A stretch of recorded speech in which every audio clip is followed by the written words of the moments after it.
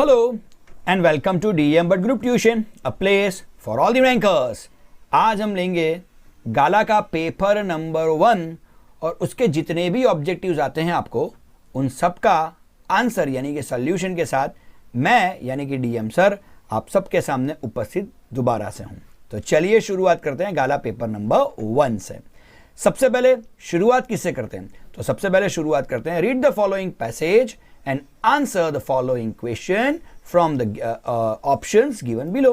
चलिए सबसे पहले उसी से शुरुआत करते हैं। ओके, पहला वाला क्वेश्चन यहाँ पे क्या बनता है, तो जरा just have a look over here. सबसे पहले अगर आप देखोगे तो आपको इतना तो मालूम पड़ ही जाएगा कि यहाँ पे जो अपना चैप्टर नंबर 3 है फर्स्ट फ्लाइट, उसमें से ही हमको ये पैराग्राफ लेके दिया हुआ है। सबसे पहला, what made the seagull afraid, तो सबसे पहले यहाँ आंसर आएगा option D, His wings were weak। तो उसकी जो विंग्स थी ना वो ऐसा सोचता था कि उसकी विंग्स कैसी है भैया, वीक वाली है, that's why it was afraid of flying. चलिए नंबर 2 पे चलते हैं। Which of the following is closer in the meaning to the term on the brink of. On the brink of का मीनिंग होता है ऑन द वर्ज ऑफ। तो you should never ever forget like this कि आपको इस तरह के phrases या इडियम्स भी एग्जाम में आ सकते हैं। तो जब भी एमसीक्यू की बात चले तो इन सारी चीजों पे थोड़ा बहुत तो आपको कंसंट्रेशन रखना ही है। चलिए अब थोड़ा और आगे बढ़ते हैं। ओके, अब चलते हैं वॉकैब की ओर। अब वॉकैब में यहाँ पे ऑप्शन हमको क्या क्या दिया हुआ है, सबसे पहला एक्स्ट्रा ऑर्डिनरी है, उसके बाद डिजास्टर है, ह्यूमैनिटी है, ग्लोरी है, लिबर्टी है। सबसे पहला इतना तो आप जरूर से समझ लीजिए कि जो कोई भी आपका चैप्टर जो नेल्सन मंडेला वाला है, लॉन्ग वॉक टू फ्रीडम जो कोई भी है, उसमें से वॉकैब आने के तकरीबन सबसे ज्यादा चांसेस है, ऐसा मैं जरूर से आपको बोल सकता हूं। अब जरा देखो, today all of us do by our presence here confer glory। सबसे पहले में क्या आएगा भैया, ग्लोरी आएगा। and hope to newborn liberty, दूसरे में क्या आएगा भैया, लिबर्टी आएगा।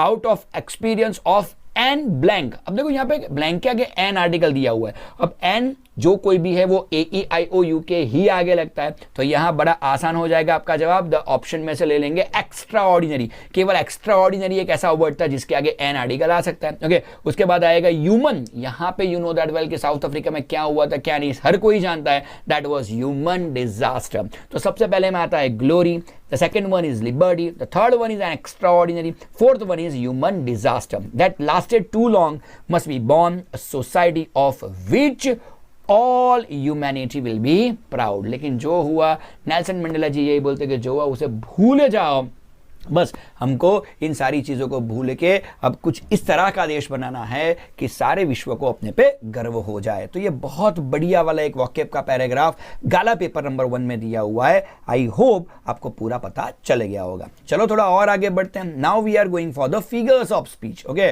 और फिगर्स ऑफ स्पीच ओके जितनी हो सके उतनी करिए। अब जब भी अगर आपको फिगर्स ऑफ स्पीच के रूल्स इतने अच्छे से मालूम नहीं है, मैंने सारे के सारे वीडियोस बनाए हैं, अगर आप देखना चाहे तो डेफिनेटली देख सकते हो। लेकिन उसके अलावा भी जितने भी पेपर सेट्स अवेलेबल है उनमें जितनी भी फिगर्स ऑफ स्पीच दी हुई है वो सारी की सारी लर्न कर लीजिए। शायद इस तरह से लर्न करने का आपको सबसे बड़ा फायदा यहां पे ये मिल जाएगा कि आपको एग्जाम में यानी बोर्ड की एग्जाम में उसी में से कोई एक मिल जाए, ऐसा हो सकता है। चलिए यहां पे चलते हैं भैया। Has given my heart a change of mood। Heart कौन सा वाला वर्ड है, heart. Heart is a body part and whenever you talk about the body part definitely option B synecdoche is the answer। तो has given my heart a change of mood, यहां क्या अपनी बनती है भैया FOS, तो यहां अपनी लिटरली डिवाइस बनती है synecdoche। चलो नंबर 20 पे आगे बढ़ते हैं। And mustard growled and they all looked around. अब देखो यहाँ पे सबसे पहले एंटीथेसिस, दूसरा लिटोट्स, तीसरा है ओनोमोटोपिया और चौथा है हाइपरबल। ओके, अब सबसे पहले अगर आंसर की एक बार बात करें तो इट इज ओनोमोटोपिया। अब आप पूछे सर ये how would it be onomatopoeia, तो इतना तो जरूर से आप समझिए, ओनोमोटोपिया जब भी किसी भी साउंड दिया हो, कोई भी साउंड अगर सेंटेंस में दिया हो तो sound is equal to onomatopoeia. यहाँ पे and the mustard growled, growled okay, तो ग्राउल करना। ओके, तो ये ग्राउल करना एक आवाज आती है, राइट। तो ये growl is related to noise, related to voice, तो definitely it is onomatopoeia. Okay, चलिए थोड़ा और आगे बढ़ते हैं। That is called rectifying the errors. Okay, चलो एरर्स की तरफ अपन बिल्कुल से आगे अभी बढ़ रहे हैं। अब देखो सबसे पहले the children burst into applaud. अब देखो यहाँ पे कुछ आपको कुछ यहाँ से एक चीज दिखी है कि एरर कौन सी है, अपलॉड है। और उसका करेक्शन क्या होता है, अपलॉज होता है। अब देखो मैं आपको इतना जरूर से बता दूं कि भले ही गाला ने पेपर नंबर 1 में ये एक इलस्ट्रेशन के स्वरूप में आपको जरूर से दिया हुआ होगा, लेकिन आपको ये जो एरर है और उसका जो करेक्शन है उसको याद रखना चाहिए। ये बहुत बढ़िया वाला एरर और उसका बढ़िया वाला करेक्शन है, that I can say. The children burst into applaud, applaud को करेक्ट कैसे करेंगे, अपलॉज से करेंगे। स्पेलिंग भी याद रखिएगा। चलिए अब 31 पे चलते हैं, जो अपने को सुधारने को बोला गया है। And even the boy were glad, अब द बॉय वर ग्लेड, तो यहां सबसे पहली एरर आती है बॉय में, ओके और देखो वर है तो मालूम पड़ ही जाएगा कि सही आंसर क्या बनेगा भैया, बॉयज बनेगा। ओके तो सबसे पहले बॉय को हम रिप्लेस किससे करेंगे, बॉयज से करेंगे। ओके अब 32 में देखो टू हैड दिखा हुआ है। ओके तो टू हैड का क्या करेंगे, टू हैव करेंगे। आप पूछोगे सर क्यों ऐसा, तो टू के बाद हमेशा ही V1 आता है। अब टू के बाद हमेशा ही V1 आता है तो हैड का V1 क्या बनेगा, हैव ही बनेगा ऑब्वियसली। ओके चलो ओवर द फ्लोर, इसमें गलत कौन सा है भैया, ओवर। ओवर द फ्लोर कैसे हो सकता है, it must be on the floor, you stamp on the floor. Okay stamp माने क्या, तो जोर जोर से अपने पैर पटकना। तो जब आप पैर पटकते हो तो ओवर द फ्लोर थोड़ी होगा, ओवर द फ्लोर होगा तो थोड़ी पटकने की आवाज आएगी। It must be on the floor. अब ऑन द फ्लोर तो बड़ा फेमस वाला वर्ड है, you know that well. Okay चलिए थोड़ा और आगे बढ़ते हैं। Put the fingers in their mouths and whistle. अब देखो यहाँ गलती कहां पे है, THERE, धैर में गलती आपको बड़ी आसानी से दिख रही है, उसका अपन करेंगे THEIR, धैर। ओके होमोफोन की गलती है, कई बार ऐसा होता है कि होमोफोन की गलतियां आपको दी जाती है जिसे आपको करेक्ट करना होता है। ओके तो सबसे पहले 31 में बॉय का हम लोगों ने क्या किया, बॉयज किया है। 32 में टू हैड था, उसका हमने टू हैव किया है। 33 में हमने ओवर का ऑन किया है। एंड 34 में हमने THERE, धैर का THEIR जो बनता है वही तो हमने किया है। चलो थोड़ा और आगे बढ़ते हैं। Okay now we are going for the punctuate the para. Okay punctuations कई बार आपको ऐसा पूछा जाता है। Another aeroplane up there in the storm. Okay अब देखो लास्ट ईयर जितने भी पेपर हम लोगों ने गाला के अपलोड किए थे, last year it was omitted just because of corona, लेकिन इस बार जो कोई भी है punctuate the paragraph, punctuate the lines आपको आ सकती है। ओके सो पंक्चुएशंस में आपको बड़ा ही ध्यान देना है क्योंकि बहुत सारे टीचर्स इन सारी चीजों को ज्यादा नहीं करवाते, तो आपको याद रखना पड़ेगा। They all are from your first flight text book. अब देखो टेक्स्ट बुक की हर एक लाइन तो आपको याद नहीं होगी ना, तो बिल्कुल मेरे वीडियोस देखते रहिए, जितना भी हो पाएगा, जितना अच्छा मटेरियल मैं आपको दे पाऊंगा उतना मटेरियल मैं देने की कोशिश जरूर से करूंगा। ओके अब देखो another aeroplane up there in the storm. अब देखो यहाँ पे आंसर आप देख लो, सबसे पहले तो another aeroplane up there in the storm, यहाँ पे वो लड़की बोलती है, राइट तो यहां कोई व्यक्ति बोल रहा है। अब जब भी कोई सेंटेंस कोई व्यक्ति बोल रहा हो तो उसे डबल इन्वर्टेड में लेना पड़ता है, यानी इन्वर्टेड कॉमा में लेना पड़ता है, तो हमने इन्वर्टेड में ले लिया सबसे पहले वो। अनदर एरोप्लेन, अब अनदर एरोप्लेन यहां आप बोलने का सेंस देखिए, तो यहां एक क्वेश्चन सेंटेंस बनता है, तो ऑब्वियसली यहां पे हम लोगों ने क्वेश्चन मार्क करके रखा हुआ है। अब देयर इन द सॉन्ग, अब देयर इन द स्टॉर्म, अब यहां पे भी लड़की थोड़ी सरप्राइजिंगली दोबारा से क्वेश्चन पूछती है कि क्या बात कर रहे हो, दूसरा प्लेन वो भी इस स्टॉर्म में, तो इसे पूरा सेंटेंस जो लड़की बोल रही है that's why it is in inverted comma, जो आपको बिल्कुल नीचे आंसर में दिख रहा है। और उसके अलावा अनदर एरोप्लेन के बाद भी क्वेश्चन मार्क आएगा एंड अब देयर इन दिस स्टॉर्म, उसके बाद भी क्वेश्चन मार्क लगेगा ही लगेगा, तो इससे अच्छी चीज तो कोई हो ही नहीं सकती। ओके तो अच्छा वाला सेंटेंस था। मैं यहां दोबारा से बोलना चाहूंगा कि जिस तरह से आप फिगर्स ऑफ स्पीच को मैनेज करेंगे उसी तरह से आप इसको भी मैनेज करिए। कोई भी हम भी हमारा फैंटम पेपर सेट निकालते हैं, फ्री ऑफ कॉस्ट रहता है, अगर कमेंट बॉक्स में आप बोल दोगे तो मैं आपको उसकी PDF भेज दूंगा।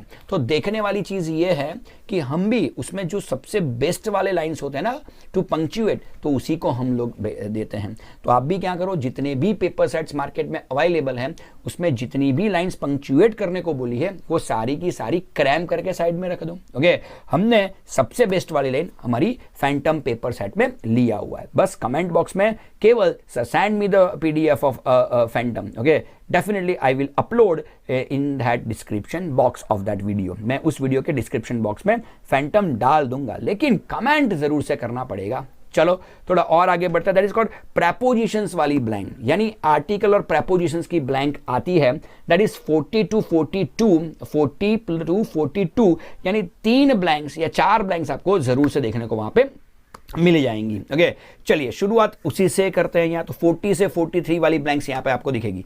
Marriage gifts are meaningless without the sweet bread known as the bol. तो यहाँ पे ध आता है। ओके, वो जो स्वीट ब्रेड है ना, उस स्वीट ब्रेड को हम कौन से नाम से जानते हैं भैया? BOL, बोल के नाम से जानते हैं। सो यहाँ पे ध चाहिए। जस्ट एज, तीसरे में क्या आएगा? Just as. कई बार इसमें कंजक्शन या कनेक्टर्स की भी ब्लैंक आती है, तो प्रेपोजिशन, कनेक्टर एंड आर्टिकल, इन तीनों को मिला जुला के ये ब्लैंक जरूर से बनती है। ओके, तो यहाँ पे just as a party, okay, और a feast loses its charm without bread। Okay, तो यार देखिए भैया, सबसे पहली ब्लैंक में आएगा without, second one is the, third one is as and the fourth one is और। चलो लास्ट पे चलते हैं, do as directed. I find yourself very lucky here. क्यों? क्योंकि आपको यहाँ डू एज डायरेक्टेड या ट्रांसफॉर्मेशन आप जिसे बोलते हो वो MCQ फॉर्मेट में दिया गया है। तो बहुत ही अच्छी वाली चीज़ ये हो गई है आपके लिए, तो आप आसानी से इसमें मार्क ले पाओगे। It was a very strong win. अब देखो सेंटेंस में यहाँ टर्न इट इंटू एक्सक्लेमेटरी दिया गया है। अब देखो, जब भी एक आपको चीज़ बताना चाहूँगा कि जब भी आप कोई भी सेंटेंस अगर देखें और सेंटेंस में कहीं पर भी ए या एन आर्टिकल दिख जाता है, तो आपको ऐसे सेंटेंसेस को व्हाट से बनाना चाहिए। तो ऑप्शन ए बिल्कुल निकल जाएगा, ऑप्शन डी बिल्कुल निकल जाएगा, क्योंकि उन दोनों में तो हाउ दिया है और यहाँ पे तो सेंटेंस में ए आर्टिकल है। अगर ए या एन आर्टिकल दिख जाए तो व्हाट से बनता है भैया, हाउ से बनता ही नहीं है ना। तो हाउ तो निकल गया। तो देखो दो ऑप्शन तो आपका ऐसे ही निकल गए। अब देखो ऑप्शन बी में देखो व्हाट के बाद ए दिया है, ऑप्शन सी में व्हाट के बाद ए नहीं दिया है, तो नहीं चलेगा ना। तो यहाँ ऑप्शन सी भी निकल जाएगा। तो your answer will be option B. What a strange wind it was। अब देखो, भले ही मेरा वीडियो 10-15 मिनट का बन जाए, लेकिन मैं जितनी चीजें एक्सप्लेन अगर आपको कर पाऊं उतना जरूर से एक्सप्लेन करूंगा। तो मेरे वीडियोस केवल आंसर लेने के लिए आप मत देखिए। ओके, थोड़ा बहुत समझ के भी जाइए, तो आपको एग्जाम में उससे कुछ ना कुछ फायदा जरूर से होगा। चलिए नंबर 45 की ओर बढ़ते हैं। The sun was now ascending the sky, select the correct question tag. अब क्वेश्चन टैग का रूल क्या है? सबसे पहला बेसिक वाला, अगर sentence positive question tag negative, अगर sentence negative question tag positive. यहां पे देखो, the sun was now ascending the sky, the sentence is positive, और सेंटेंस में बड़े गौर से देखो, वॉज वर्ड मेरे को दिया है, तो वॉज का नेगेटिव फॉर्मेशन क्या होगा? वॉजंट। और सन के लिए हम कौन सा प्रोनाउन इस्तेमाल करेंगे? इट। तो आंसर इज वॉजंट इट। और यहाँ ए बी सी और डी को अगर आप देखोगे तो answer is option C, wasn't it ही बनेगा। ओके, तो 45 का मेरा आंसर बनता है option C, the sun was now ascending the sky, question tag बनेगा वॉजंट इट। चलो थोड़ा और 46 की ओर आगे बढ़ते हैं। The issue was too complex to solve, remove too. Okay, कुछ इस तरह से हमको दिया हुआ है। अब देखो TW2 TO2 को अगर आपको रिमूव करना है, या अगर आपको इसी के ब्रैकेट में आपको एक अलग से इंस्ट्रक्शन दी जा सकती है, मेक इट नेगेटिव। अगर मेक इट नेगेटिव बोला हो या रिमूव टू बोला हो, तो you are suppose to use so dash dash dash dash that, जिसमें TW2 की जगह पे सो डलता है, TO2 की जगह पे दैट डलता है, और दैट के बाद सब्जेक्ट, सब्जेक्ट के बाद कैन नॉट या कुड नॉट ले लीजिए आप। ओके, तो यहां देखिए, सबसे पहले मेरे को दैट चाहिए, दैट के बाद सब्जेक्ट चाहिए, सब्जेक्ट के बाद कैन नॉट या कुड नॉट चाहिए।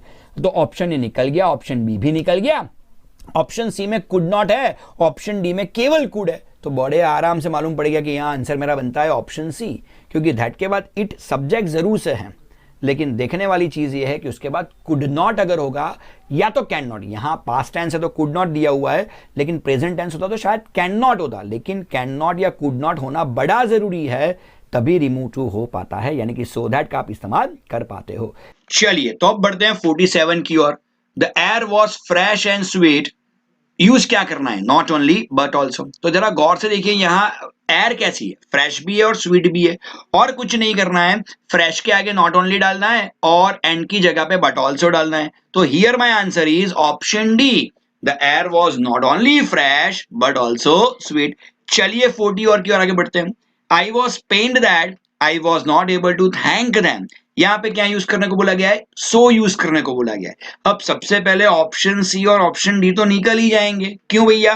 क्योंकि उसमें तो सो दैट का इस्तेमाल किया गया है और हमको तो केवल सो का इस्तेमाल करना है। अब देखो, I was pained that I was not able to thank them, तो आप पेन में क्यों थे? क्योंकि आप उनको थैंक्स नहीं कह पाए, ओके, आप अपना ग्रेटिट्यूड उनको नहीं दिखा पाए। तो यहां सेंटेंस को करना पड़ेगा उलट सुलट, यानी कि आंसर बनेगा option A, I was not able to thank them, so I was pain. Okay, चलिए बस तो यही था अपना गाला का पेपर नंबर 1। पेपर नंबर 2 के साथ मैं बहुत जल्द आपको रैंकर्स चैनल पे दिख ही जाऊंगा।